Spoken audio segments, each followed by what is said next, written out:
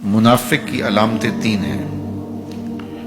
جس شخص کے اندر یہ علامات ہوں تو وہ اس نیت سے سنیں کہ آج ابھی اسی وقت میں یہ مصمم عزم کرتا ہوں کہ اپنے سے کھلچ دوں گا ان چیزوں کو اور اپنے من کو، اپنے اندر کو، اپنے باطن کو ان غلاستوں سے پاک کروں گا۔ اور عملی موضوعات پہ بات کرنے کا میرا مقصود بھی یہی ہوتا ہے کہ ہماری زندگی میں سب سے پہلے اپنی زندگی میں اور پھر میرے ملنے والوں کی زندگی کے اندر عملی طور پہ تبدیلی پیدا ہو۔ تو اس نیت کے ساتھ جب آپ سنیں گے تو اللہ برکت کرے گا۔ تو سنیے رسول رحمت نے ارشاد فرمایا صلی اللہ علیہ وآلہ وسلم نے کہ منافق کی نشانیاں تین ہیں۔ ان میں سے ایک اذا حدث کذب، جب وہ بولتا ہے تو جھوٹ بولتا ہے۔ یہ منافق کی علامتوں میں سے ایک علامت ہے کہ اس کی زبان جھوٹ کی عادی ہوتی ہے۔ زندگی میں جھوٹ سے اپنے آپ کو بچائیں، یہ زہر قاتل ہے، اندر اجاڑ دیتا ہے، آپ کا معاشرے سے اعتبار ختم کر دیتا ہے اور آپ کی رسوائی کا سبب ہے۔ دوسرا ارشاد فرمایا وَإِذَا وَعَدَ أَخْلَفَ، جب وہ وعدہ کرتا ہے تو وعدہ خلافی کرتا ہے۔ یہ منافق کی علامت ہے کہ وہ وعدہ پورا نہیں کرتا۔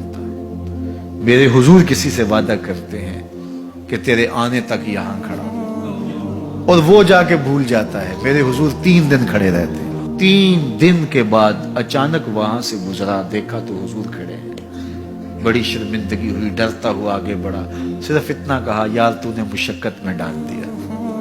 3 دن تک میرے حضور کھڑے، اور میں کہتا ہوں وہ تو 3 دن بعد واپس آ گیا۔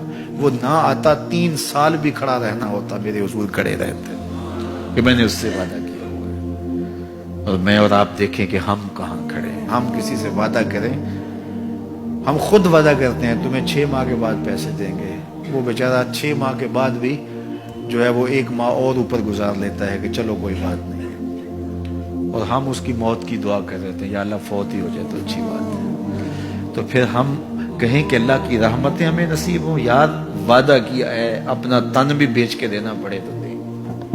جو وعدہ کیا ہے جہاں کھڑے ہوئے ہیں وہاں کھڑے رہیں گے، چاہے اس کی کتنی بھی اذیت ہمیں کیوں نہ سہنی پڑے۔ جب وعدہ کیا ہے تو پھر اس کو پورا کرو۔ تیسری بات میرے حضور نے ارشاد فرمائی وَإِذَا اؤْتُمِنَ خَانَ، جب اس کے پاس امانت رکھی جائے تو خیانت کرے۔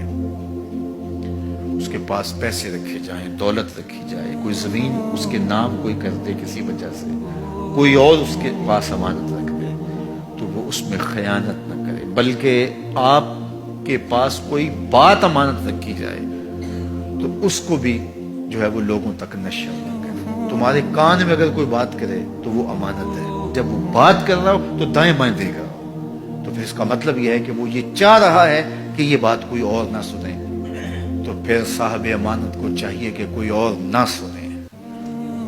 یہ امانت ہے اور اس امانت کو پورا کیا جائے۔ اور چوتھی علامت یہ ارشاد فرمائی منافق جب کسی سے لڑ پڑتا ہے تو گالیاں دیتا ہے۔ ہمارے دین نے ہمیں گالی دینے سے روکا ہے۔